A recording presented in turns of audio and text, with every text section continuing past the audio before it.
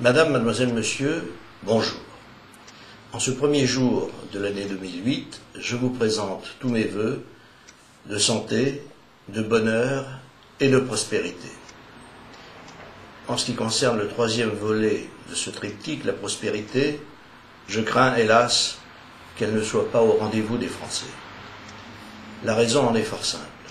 Le nouveau gouvernement que les Français ont élu au mois de mai 2007 n'a pas, jusqu'à présent, modifié fondamentalement la donne précédente. Nous avons toujours 54%, voire plus, de dépenses publiques. Nous avons toujours un déficit du budget, 42 milliards cette année, autant l'année prochaine, voire plus.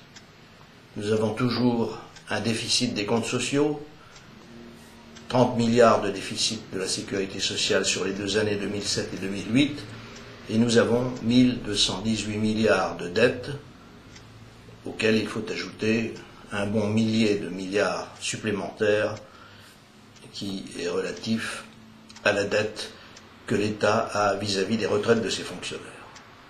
Face à cette accumulation de chiffres accablants, le gouvernement est comme paralysé. Hier, au cours de ses vœux, le président de la République a donné l'impression qu'il n'en finissait pas de remercier les Français de l'avoir élu. Et il a repris inlassablement son thème « Je ne vous mentirai pas, je ne vous trahirai pas, je suis heureux d'avoir été élu président ». Oui, mais nous sommes 8 mois plus tard, et 8 mois plus tard, rien de décisif n'a été fait. Certes, quelques petites réformes ici ou là ont été élaborées, ont été ébauchées, elles vont plutôt dans le bon sens que dans le mauvais, mais ce n'est pas de cela qu'il fallait se munir face à une situation pareille. Il fallait se munir d'outils performants. Le premier d'entre eux eût été la baisse des dépenses publiques. On nous dit très souvent, à juste raison, que la France est un pays où les prix sont chers. C'est vrai. S'ils sont chers, ce n'est pas parce que les commerçants sont malhonnêtes, ce n'est pas parce que d'autres raisons viennent s'y ajouter, c'est tout simplement parce que l'État a 54% de dépenses publiques et que dans chaque objet que vous achetez figurent les dépenses publiques. Et c'est la raison pour laquelle les prix ne baisseront pas, même si l'on veut essayer de modifier les circuits de distribution, même si on veut changer la manière dont les prix des grandes surfaces sont calculés. Tout ceci ne changera rien en vérité, car ce qu'il faut, c'est baisser les dépenses. Oui, mais le problème n'est pas simple, car nous ne sommes plus à une époque où la France pouvait faire ce qu'elle voulait, et j'allais dire ce qu'elle devait. Nous sommes en Europe. La France, d'ailleurs, prendra le 1er juillet prochain la présidence de l'Union européenne. Ce sera d'ailleurs la dernière fois, car le système, avec l'adoption plus que vraisemblable du traité de Lisbonne, va changer. Or, que va-t-il se passer au cours de l'année 2008 ? Eh bien, les déficits que la France accumule vont devenir de plus en plus insupportables, non seulement pour elle, mais pour nos partenaires de l'Union européenne et singulièrement de la zone euro, qui ne peuvent pas accepter d'avoir tous fait l'effort de discipline nécessaire pour réduire leurs dépenses, pour comprimer leurs coûts et pour comprimer leurs salaires, bien souvent, c'est le cas de l'Allemagne en particulier, et de voir que la France continue de faire comme si elle était seule au monde, ou comme on le dit communément, il n'y a qu'elle et les petits oiseaux. Eh bien non, ceci n'est pas possible. Et c'est d'autant plus difficile que dans une situation comme celle où se trouve la France, qui a non seulement toutes les dettes que je viens d'évoquer, mais qui également a une économie extrêmement stagnante, il faudrait normalement, pour relancer l'économie, accepter un déficit supplémentaire.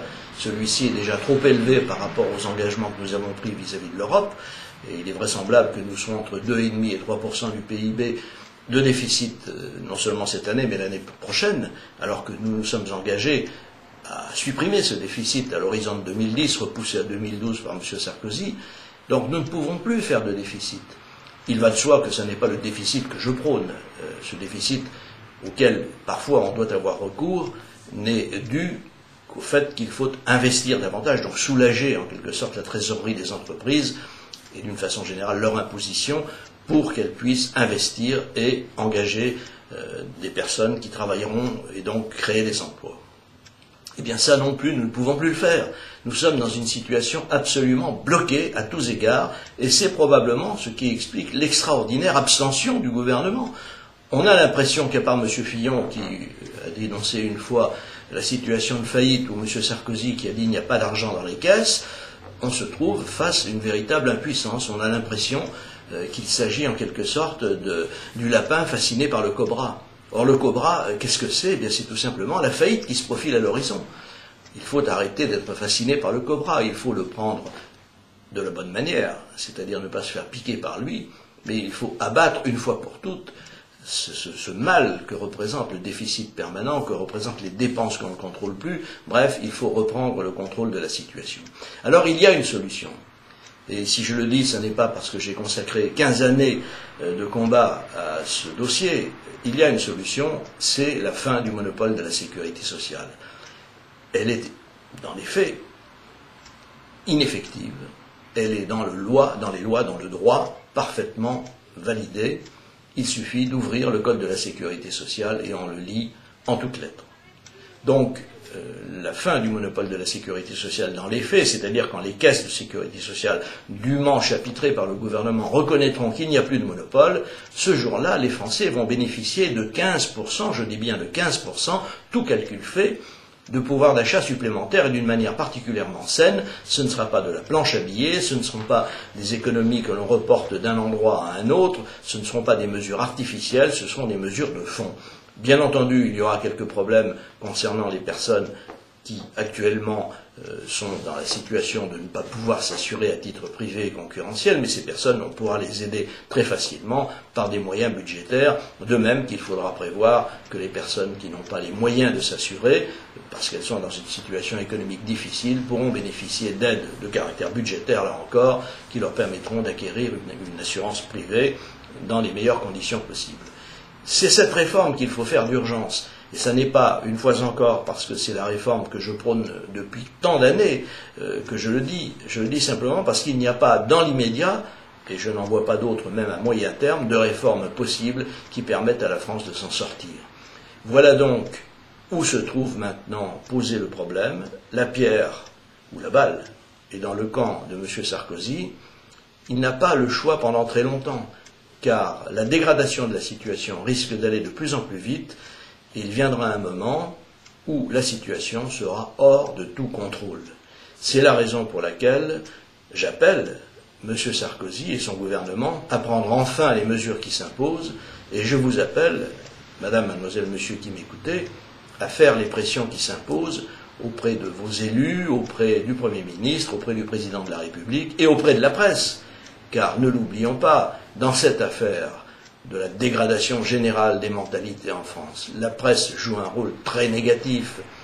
Alan Greenspan, le grand argentier de la Réserve fédérale américaine qui vient de prendre sa retraite, rappelle dans ses mémoires, dont je vous recommande la lecture, rappelle qu'il n'y a pas d'état de droit et il n'y a pas de progrès économique si l'information n'est pas convenable, si la presse ne joue pas son rôle. Nous sommes en France, dans un pays où la presse soit est systématiquement hostile, ce qui est stupide, soit fait preuve d'une flagornerie indigne, c'est vraiment le mot qui s'impose, qui dissuade le pouvoir de faire les efforts nécessaires. Imaginez-vous ce que serait l'état d'esprit de nos gouvernants actuels si, au lieu d'avoir une presse flagorneuse et totalement à genoux face aux gouvernants, ils avaient une presse libre qui dirait les choses et qui leur dirait « Messieurs, nous ne sommes pas contre vous. Bien au contraire, nous souhaitons votre réussite. Mais pour réussir, cessez de faire des ronds dans l'eau. Prenez enfin vos résolutions, attaquez-vous aux vrais problèmes, et là, notre soutien vous sera acquis parce que nous savons bien sûr que c'est difficile, mais nous savons aussi qu'il n'y a pas d'autre voie. » Tels sont les propos que certains trouveront trop pessimistes, mais que d'autres, et je crois qu'ils ont compris, trouveront finalement optimistes, car ils engagent à l'action. Tels sont donc les propos qu'en ce premier jour de l'année, je tenais à vous suggérer et à vous confier. Et j'espère que tout au long de cette année, nous aurons l'occasion de nous entendre les uns et les autres, de nous voir, de nous concerter et de faire en sorte que dans une union la plus large possible, nous travaillions tous ensemble au relèvement et au succès de la France. Vive la France et vive notre pays.